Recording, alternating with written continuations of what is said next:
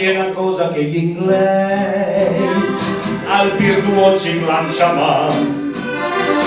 Avec dit andesse a sterne, antibosc du pinquata, per spiare gli usei camangiu, a suoi amici a fan l'amor, per scuteie tutti quanti, quanca canto da parlor.